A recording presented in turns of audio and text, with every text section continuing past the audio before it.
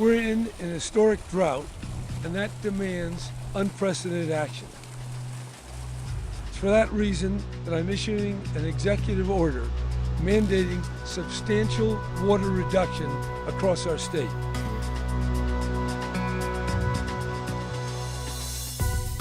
As Californians, we have to pull together and save water in every way we can. That means conservation, it means innovation, and it means collaborating on the farm and in the city and in the mountains in a way that we take into account reality. Water in the West is life. And as much as we all think about our water supply that comes out of our tap as a local supply, it is an incredibly interwoven and complicated system. Those of us who sit in Las Vegas rely on snowpack in Wyoming and Colorado and Utah and New Mexico for our water supply. Those who are ironically sitting in Long Beach or Newport Beach or San Diego or Santa Barbara, all of them rely on Colorado River water. Even water that goes to the Front Range of Colorado finds its origin on the other side of the Continental Divide. We move it through the Rocky Mountains. Talking about water in the West is always emotional, but it becomes even more so when we talk about it in drought conditions.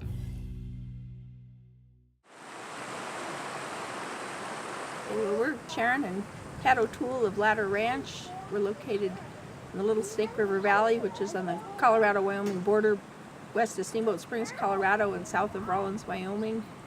We're in the Sierra Madre Mountains here, and our ranch is right at the confluence of Battle Creek and the Little Snake River, which are both tributaries of, ultimately, the Colorado River. Right now, as you know, one of the biggest things we're concerned about is the drought, the lack of water. How are we going to adapt to that? Even during the 30s, my dad always said that this valley was less dry than the rest of the country, but even with that, we shouldn't have green grass in the middle of April. We should still have a little snow on the ground. We wouldn't be able to be standing here in a normal runoff year.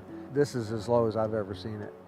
It's not a good indicator, for the long term of what we're going to see this summer, and hopefully we'll get rains and enough rains to keep things going. But from a snowpack perspective, this is pretty much as low as I've ever experienced in the 40 years I've been here.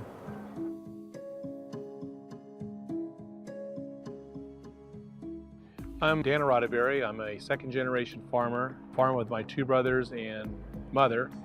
Farm about 5,200 acres of a wide range of crops, including almonds, pistachios, wine grapes, but also row crops like tomatoes, garlic, onions, garbanzos.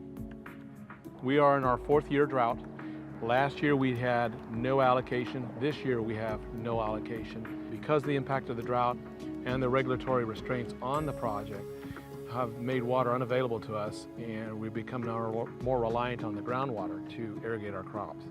So we're irrigating some of the crops, we're fallowing a lot of the land, and we're trying to buy water on the market as much as there is possible to buy to sustain our farming operations. Put things in perspective for you, in 2011, that was the last wet year that California experienced, and at the time, if you look out over here, you can see where the tree line is, and this reservoir was completely full. We had 1 million acre-feet of water. It was at capacity, essentially. And in fact, that year, the lake was so full, we had 1 million acre-feet of water come through that we couldn't even store. So, the easy way to think of that is we filled and spilled the reservoir and filled it again. That's how much water came through that year. Since that wet year, the lake has just fallen, and as you can see, we're at about 10% of capacity right now. Each year since the drought began, our farmers have gotten a little bit less water. Basically, last year they got, just enough to barely keep a tree alive, and this year they are not going to get any water at all from Lake McClure.